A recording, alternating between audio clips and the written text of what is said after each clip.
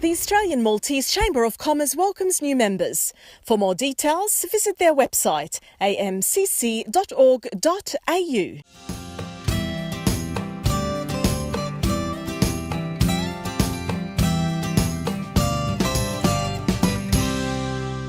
Merħba lura fil-programm Maltese Down Under.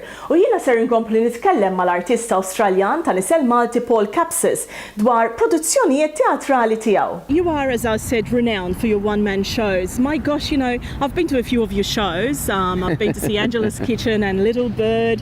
The amount of pressure that you must have on you is just incredible. Having a monologue that goes on for over an hour.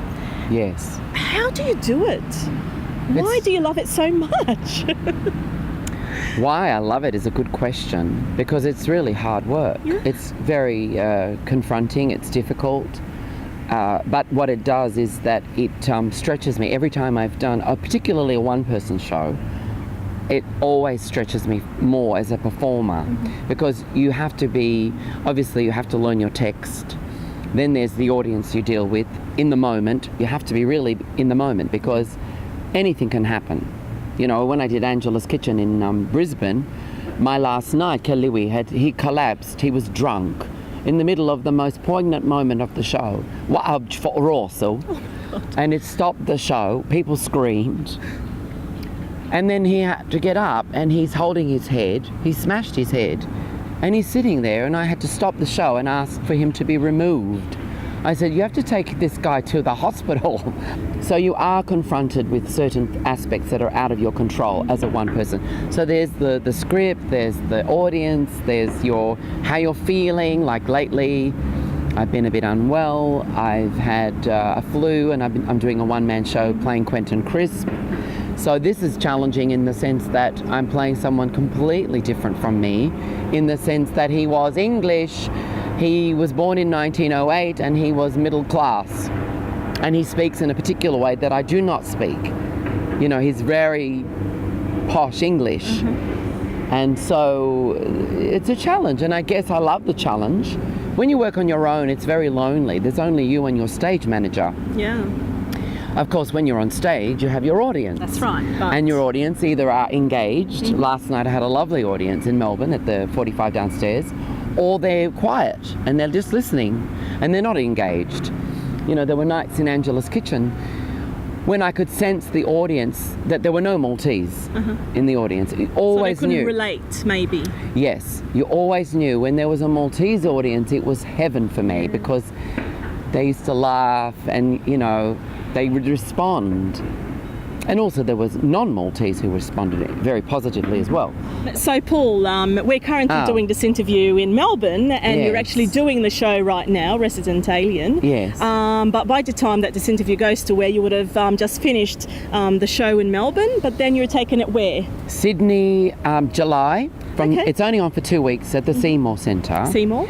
And in Canberra, the Street Theatre, where I did Angela's Kitchen in Canberra, but only for a week. Just 1 week? Yeah. Paul, you're renowned also for your wigs and for your makeup. Do you find that liberating, like you have to take on? How does it feel having to put all that makeup on and sort of, it's not hiding behind the mask, but at the same time, how do you explain that feeling? Well, I'm playing a 90-year-old at the moment who has a comb over to rival Mr. Trump. So every night, and I went to a makeup specialist this time to teach me how to make myself look 90. And the Jojan del Rincosta natural. Do you do your own makeup? I do. No way. Mela. Oh, I never used to be able to do anything, but I had to learn, because you don't often get a specialist who comes into the theatre. I've been lucky. I've had the best in Australia, in Sydney and Melbourne, do my makeup, and they do transform you. For me, it's a major important thing, because when I look in the mirror and I'm playing those characters, I don't want to see me, really. Like at the moment, I'm playing Mr. Crisp. So I'm also, what I do is I draw him onto my own face. So he's certain lines sit in a different place to my line, so I draw him onto my face, and then there's so many layers, powdering and the wig. It's a grey wig, and it's, as I said, it's a comb over from hell, but It's a major thing, and last year I did The Wizard of Oz and I was playing the Cowardly Lion, and in the rehearsal, in the process, I developed this way of putting sticky tape over my face to make the lion look wounded and scratched, like this lion has had a tough time. Plus I wore this massive red wig. I love the transformation. When I started out, I was a little bit obsessed with the makeup and the wigs. I like to hide.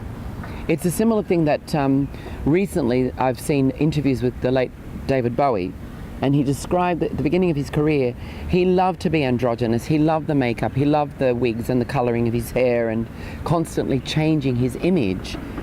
And then he got to about 1980s and he decided he needed to be himself, which I went through that stage in my own work, where as a singer I wanted to be me, totally me, no makeup, no wigs.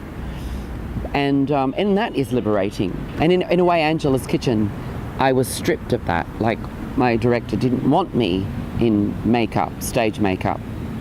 If you might recall, I only wear a little bit of lipstick at the end when Nunna's going to get the boat to leave Malta.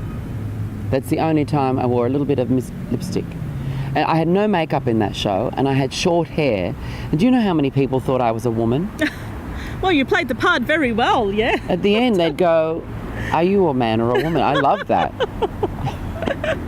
Well, that really worked then. That was a wonderful compliment. It's always such a pleasure to interview you. And for those in Sydney and Canberra who are actually watching the show, please find out where Resident Alien is Eva. and when it's running. Mela. And I'm pretty sure Paul would say, "Ayo, dule hello." Mela, around wara shota.